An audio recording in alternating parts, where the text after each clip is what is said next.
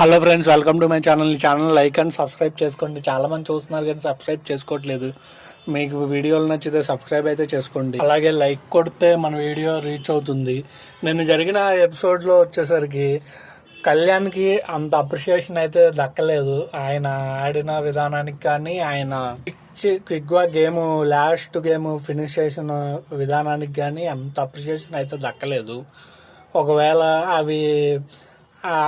అది ఎక్కువ డ్రాగ్ చేస్తే మీకు ఆయన ఆడిన గ్రూప్ గేమ్స్ ఇవన్నీ బయటపడతాయి అనుకున్నారు. మరి ఏ విధానంగా గాను ఏదేమైనా సరే ఆయనకి దక్కలేదు అన్నది నా ఫీలింగ్. కొన్ని మెయిన్ పాయింట్లు టచ్ చేసుకుంటూ వెళ్దాం. తర్వాత బర్నీ గారు అండ్ తనుజ గారి విషయంలో అంత పాయింట్అవుట్ చేసి అంత వీళ్ళ మీద ఏకంగా ప్రతి విషయంలో చెప్పాల్సిన అవసరం లేదు అన్నది నా ఫీలింగ్. ఎందుకంటే అప్పుడు అది షేపు ఎవరైనా సరే అక్కడ చూసినప్పుడు ఆవిడ ఫస్ట్ నుండి చెప్తాను ఉంది. అలా అనుకుంటే కళ్యాణ్ కూడా మధ్యలో నేను ఫస్ట్లోనే అనుకున్నాను పెట్టేటప్పుడు అని అతను అన్నాడు. అతను అయితే మీరు అతన్ని ఇది చేయలేదు. సరే, సంజన గారి పాజిటివ్ చేయాలని చెప్పి పోయినసారి ఇది చేశారు. మళ్ళీ ట్రై చేస్తే ఈవిడ మళ్ళీ తిరగబడిద్దని ఆవిడకి భయపడ్డారో ఏమో అనిపించింది నాకైతే. ఎక్కువ శాతం ఆవిడకి పాజిటివే పడింది ఈ ఎపిసోడ్. తర్వాత ఇటు భరణి గారి విషయంలో కూడా ఆయన రియాక్ట్ అయింది రీతు మీద. ఆ రింగ్ తీసి షర్ట్లో దాచింది అన్న విషయం తెలిసినప్పటి నుంచి ఆయన కొంచెం ట్రిగర్ అయిపోయాడు. ఎందుకంటే ఆయన స్పోర్ట్స్ మ్యాన్ స్పిరిట్గా ఆవిడ్ని ఫస్ట్లో అప్రిషియేట్ చేశాడు. అక్కడికి ఆడిన టైంలో నాకంటే లీడ్లో వెనకున్నాను లీడ్లో ఉన్నాను అనుకున్నాను. అయిపోయిందా, ఓకే ఓకే అని చెప్పి అప్రిషియేట్ చేశాడు. వెంటనే రింగ్ దాచేసరికి అక్కడ ఆయన ట్రిగర్ అయిపోయాడు. సరే, అది అబ్జెక్ట్ గురించి కూడా నాగార్జున గారికి అదంతా వేసి చూపించారు. సరే, ఇప్పుడు బిగ్ బాస్ ఉందండి, అక్కడ తప్పు లేకపోయినా తప్పు ఉన్నట్టు క్రియేట్ చేయొచ్చు. తప్పు జరిగినా కానీ తప్పు జరగపోయినా కానీ జరిగినట్టు కూడా క్రియేట్ చేయొచ్చు. అంతా వాళ్ళ చేతుల్లో ఉంది. అది ఫస్ట్ నుంచి మనం మాట్లాడుకున్నదే. అలాగని ప్రతి దాంట్లో తనూజ తప్పు ఉందని చెప్పి ఇటు భరణి గారి తప్పు ఉందని చెప్పి వీళ్ళిద్దరి మీద అంత రుద్దడం అయితే కరెక్ట్ కాదు. అది నాకు అనిపించింది. తర్వాత వచ్చేసరికి సరే, రీతు విషయంలో వెళ్ళిపోతుంది కదా అని చెప్పి మీకు అనిపించచ్చు. ఇక్కడ ఏంటంటే సరే వెళ్ళిపోతుంది అన్నది సోషల్ మీడియా ఫాలో అయ్యే వాళ్ళకి మీకు తెలుస్తుంది, సోషల్ మీడియా ఫాలో అయ్యే వాళ్ళకి తెలుస్తుంది. ఇప్పుడు కొంతమంది తెలియని పీపుల్ ఉంటారు, వాళ్ళు అపార్థం చేసుకునే ఇది ఉంటుంది కదా. ఇప్పుడు లైట్ వేలో అన్నా అది చేయడం కరెక్ట్ కాదని చెప్పినా అదొక బాగుండేది. ఇప్పుడు ఇమ్మానియల్ సంజన గారి టాస్క్లో కూడా ఇప్పుడు ఇమ్మానియల్ తాడు వదిలేసిన అది చూపించారు వీడియో ప్లే చేసి.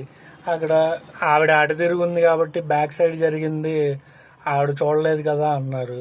అదే అంతకుముందు టాస్కుల్లో జరిగిన సంచాలకుల్ని దాంట్లో ఎన్నిసార్లు మీరు మొత్తం చూసుకోవాలి కదా 360 డిగ్రీస్లో సంచాలక్ అనేది ఏంటి అని చెప్పి పెద్ద క్లాసులు పీకిన సందర్భాలు లేవా? అంటే ఇప్పుడు నేను అనేది ఏంటంటే, ఇప్పుడు అంతకుముందు మాధురి గారు సండే తనుజ గారు పవర్ ఒకటి గెలుచుకున్న టాస్క్లో కూడా సంచాలక్ డిసిషన్ ఫైనల్ అని చెప్పి ఇప్పుడు ఆయన ముందు తప్పు పెట్టారు అన్నా కానీ సంచాలకు ఓకే చెప్పింది కాబట్టి ఆ డిసిషన్ ఫైనల్ అనేసరికి ఇప్పుడు అది సంచాలక డిసిషన్ ఫైనల్ అంటున్నారు కదా, ఇంకేం చేస్తాం అని చెప్పి అలా కొట్టుకుపోతుంది. ఇప్పుడు ఇది కూడా అలాగే ఫర్దర్ సీజన్స్లో కూడా దీని ఎఫెక్ట్ అలాగా వాళ్ళకి ఛాన్స్ ఇవ్వడం దేనికి అనేది నా ఉద్దేశం. అంతేగాని వెళ్ళిపోయే ఆవిడని కూడా అడగాల గట్టిగా అంటే సంచాలక మీద మరి అది ఎఫెక్ట్ పడుతుంది కదా అన్న ఉద్దేశమే. ఎందుకంటే చూసుకోవాలి కదమ్మా, కొంచెం వెనక్కు కూడా సంచాలక అనేది మొత్తం చూడాలి కదా అని ఒక మాట అని ఉంటే ఓకే అన్నట్టు వచ్చేస్తాడు. అరిచి సీరియస్గా చెప్పాలి అని కాదు నా ఉద్దేశం. కొంచెం లైట్గా అన్నా చూసుకోవాలి కదా వెనక్కి ఇది ఉండి సంచాలక పొజిషన్లో ఉన్నప్పుడు అంటే ఓకే, ఆ సంచాలక్ పొజిషన్కి కొంచెం బెటర్ వాల్యూ ఇచ్చారు అన్నట్టు ఉంటుంది అనమాట. కాకపోతే ఏమైందంటే ఇప్పుడు ఒక గేమ్ పెట్టారనుకోండి, దాన్ని వెనక్కి మల్టిపుల్ గేమ్స్ పెట్టిన టైంలో ఇలా అన్యాయం జరుపుకుంటూ వెళ్తే దానివల్ల వాళ్ళకి ఎఫెక్ట్ తగిలి ఎలిమినేట్ అయిపోయే సందర్భాల్లో కూడా చాలా వరకు అది దారి తీయచ్చు. అది నేను చెప్పేది. గ్రూప్స్ అనేవి మనం ఇవ్వకూడదుగా అన్న ఉద్దేశము. తర్వాత ఇటు సంజన గారి విషయంలో కూడా మరి ఎందుకు అంత బిగ్ బాస్ టీం భయపడింది అనేది నాకు అనిపించింది. ఏదంటే ఇమ్మాన్యుయల్ అక్కడ చాలాసేపు సారీ చెప్పాడు. అది కాదమ్మా నా ఉద్దేశం, మా అమ్మగారు అడిగినా కానీ నేను అలా పాడతాను, ఆ పాట అంటే మా అమ్మగారికి చాలా ఇష్టము, అందుకే నేను సారు అడిగినప్పుడు నేను అలా లేదే ఫీమేల్ వాయిస్లో నాకు అది బాగా అలవాటు కాబట్టి ఆ పాట పాడాను, అంతేగాని ఇప్పుడు ఆ రోజు ఆవిడ నెగిటివ్గా పాడింది కూడా ఏమీ లేదు కదా. ఆవిడని ఉద్దేశించి మామూలుగా అమ్మ కోసం పాట పాడమన్నారు. యాక్చువల్లీ చెప్పిన సందర్భం ఏంటంటే అమ్మ గురించి ఒక పాట పాడమన్నారు, అంతేగాని అక్కడ ఉన్న సంజన గారికి ఇది చేసి పాడమన్నా. సరే ఆయన అమ్మ అనుకుంటున్నారు కాబట్టి అది తగిలింది, ఆవిడ అలా తీసుకుంది అనుకున్నా కానీ అది పాట వరకు తీసుకోవాలి. పోనీ అది కాదు అతనికి చెప్పాడు, మనసులో లేదో అన్నా కానీ ఆవిడకి డౌట్గానే ఫేస్ పెట్టేసరికి నాగార్జున గారికి నమ్మబుద్ధి కాక ఆయన చెప్పినా వినట్లేదని చెప్పి అటు ఆడియన్స్తో చెప్పించారు, ఒక ఆయనతో లేదు అని చెప్పి వేరే మదరు కొంచెం ఆ ఏజ్ ఉన్న ఆవిడతో కూడా చెప్పించారు. అప్పటికి సరే సార్ ఓకే సార్ ఆవిడది కొంచెం అదే నాకు అర్థం కాదు. ప్రతి విషయం ఎందుకనో అంత డ్రాగ్ చేసుకుంటూ వెళ్తూ ఉంటారు. ఇప్పుడు ఓకే ఒక విషయం చెప్పినప్పుడు సరే నాకు ఇక్కడ ఇది అందరూ ఒకేలా ఉండరు, అది పర్ఫెక్టే, నేను దాని విషయంలో కూడా కాదని అన్నాను. కొన్ని సందర్భాల్లో అయినా మార్చుకోవాలి కదా అంటా నేను. ఇప్పుడు అన్ని సందర్భాల్లో నీకు ఉన్నప్పుడు కూడా అక్కడ అలాగా లైట్గా అడ్జస్ట్ అవ్వమని కూడా చెప్పే ఉద్దేశం నాది కాదు. కానీ ఏంటంటే కొన్ని విషయాల్లో డ్రాగ్ చేయకుండా ఓకే సరేలే ఇక చిన్నదానికి ఏంటి అనే ఇది తీసుకుంటూ వెళ్తే ఆవిడ బాగానే ఉంటుంది. కొంచెం ఆమె చెప్పిన జెన్యూనిటీ అప్పుడు ఆ కప్ పట్టుకొని జెన్యూన్గా ఉంటున్నాను అక్కడ పదే పదే స్ట్రెస్ చేసి చెప్పినట్టు అనిపించింది. ఏ విషయం అంటే ఆవిడ క్లారిటీగా చెప్పింది అనమాట, నేను చూసిందే చెప్పాను అని చెప్పి అంత క్లారిటీగా చెప్పినప్పుడు అది డిమాండ్కి అర్థమైంది, కానీ రీతుకి ఎందుకు అర్థం కాలేదో నాకు అర్థం కాల. నాకు రీతు విషయంలో కూడా నువ్వు పద్దాకలు వెళ్తుంది కదా నెగిటివ్ చేస్తున్నావు ఎందుకు అని మీరు అడగచ్చు, కానీ ఆ ఒక్క విషయం నాకు అనిపించింది చెప్పాలి అనిపించి చెప్తున్నాను. ఏంటంటే ఇప్పుడు ఆవిడ తెలియదు కదా, నెక్స్ట్ వీక్ ఉన్నా కానీ ఈవిడతో ఎందుకు వచ్చిందో మళ్ళీ నామినేషన్. రీతు తెలివైంది కదా, ఈవిడ మనల్ని అందుట్లో నామినేషన్లోనే చెప్పింది నన్ను గెలితే నేను గెలుతాను అని చెప్పి, అందుకోసమని ఇప్పుడు ఈవిడతో ఎందుకులే ఇప్పుడు ఆ థమ్స్ డౌన్ ఇచ్చానంటే మళ్ళీ మనకే వేసిద్ది అన్నది ఆమెకు అర్థమయ్యి లాస్ట్ వీక్ ఎలాగో అందరూ నామినేషన్లోకి వస్తారు అది తెలిసిందే, మళ్ళీ నాకు ఎక్కడ థమ్స్ డౌన్ ఇచ్చిందో అన్నట్టు ఫీల్ అయ్యి థమ్స్అప్ ఇచ్చింది. అంటే నా ఉద్దేశం ఏంటంటే ఈ పాయింట్లో ఇక్కడ అగ్రి చేసినట్టే కదా ఇప్పుడు ఆమె చెప్పింది, అది నా ఉద్దేశం. నువ్వు థమ్స్అప్ ఇచ్చావంటే అగ్రి చేసినట్టేగా. ఇప్పుడు డిమాండ్ విషయంలో కూడా వచ్చేసరికి భరణి గారికి థమ్స్ డౌన్ ఇచ్చినప్పుడు కూడా ఎందుకు ఇచ్చావు అన్నప్పుడు ఆయన ఒకప్పుడు మాట ఆయన చెప్పింది ఏమీ మ్యాక్సిమం లేదు, కానీ ఈయన చెప్పింది అయితే క్లారిటీగా కనబడి ప్రక్రియ పెట్టే ముందే రీతు భరణి గారి విషయంలో రింగ్ దాంట్లో అక్కడ డిమాండ్ అంటాడు కదా, అలా రింగ్ దాయడం తప్పే, ఆ తప్పు ఉండడం వల్లే కదా మేము అక్కడికి కూడా ఇది అవ్వకుండా ఇక్కడ మీ సైడ్ నిలబడి ఇక్కడ కూర్చున్నామని. అదే విషయం ఆయన చెప్పినప్పుడు నేను అలా అనలేదు అన్నాడు. రీతు ముందు మళ్ళీ ఈవిడ అలా ఉంటుందని, మరి నువ్వు అంత జెన్యున్గా ఉన్నప్పుడు నువ్వు అలా అనకూడదు కదా, అది నా ఉద్దేశం. అదేదో మొహం మీద చెప్పేస్తే అయిపోద్ది కదా. ఎందుకంటే రీతు కూడా థమ్స్ డౌన్లో చెప్పింది నేను మార్చుకున్నాను ఇప్పుడు ఎంత ఇప్పుడు భరణి గారి విషయంలో ఆవిడ చెప్పింది ఈయన బాగుండని వాళ్ళు చెప్పినప్పుడు మార్చుకొని ఇది చేశాడు అని చెప్పి. ఇప్పుడు మార్చుకుని ఇది చేశాడు అంటే ఇప్పుడు అది బయటకు కనబడేలా అందరూ చేయమా బాండ్స్ బ్రేక్ చేసుకుందామని ఆయన అనుకున్నాడు. అది అనుకున్నా కానీ ఆయన ఒరిజినాలిటీ ఏంటంటే అది ఆయన అంత ఈజీగా ఉండలేడు. ఇప్పుడు మీరు అంత కలిసి ఉందాం అనుకుని ఉన్నారు, ప్రతిదానికి గొడవలు పడ్డారు. విడిపోయారా అంటే అది తర్వాత విషయం. మీ అలా చూసుకుంటే మీరు చెప్పిన దానికి మీ మాటలకి మీరే కాంట్రాడిక్ట్ అయిన చాలా ఉన్నాయి సిచ్యువేషన్స్. ఇప్పుడు మొన్న గేమ్లో కూడా నాకు ఎవ్వరు సపోర్ట్ చేయలేదు, నేను అసలు ఎవరితో హౌస్ మొత్తంతో నేను ఇక ఉండను అనేది అన్నారు. రీతు అంది. సాధ్యమైందా? అది అంతే మరి, అది సాధ్యం అవదు. ఆయన నాన్న అంటే వెళ్ళకుండా లేడు. ఆయన విడిగా ఉన్నా కానీ అక్కడ నాన్న అని ట్రైన్ టాస్క్లో ఉన్నప్పుడు ఆవిడ ఇరుక్కుని నాన్న నీకు అడగంతో ఏంటమ్మా అని చెప్పి వెళ్ళిపోయారు ఆయన. అక్కడ చాలా అసలు ఆయన బాండ్ తెంచేసుకుందాం అన్న ఇదిగా ఉన్నా ఇక అవన్నీ అలా సెట్ అయిన తర్వాత మనం ఎన్ని అనుకున్నా కానీ అవి దానికి ఫేక్ అనుకున్నా ఏమనుకున్నా అది మటుకు అలా సెట్ అయిపోద్ది. దానికి ఎవరు ఏం చేయలేరు. ఇంకా ఇటు తనుజ గారి విషయంలో కూడా సరే, అక్కడ ఆవిడకి అనిపించింది ఇలాగా అన్నీ ఒకలా ఉన్నాయి, ఇది కొంచెం డిఫరెంట్గా ఉందని.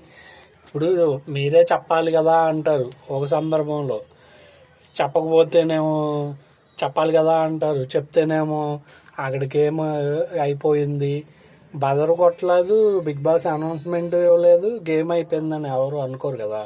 ఇటు కళ్యాణ్ విషయంలో కూడా అదే జరిగింది.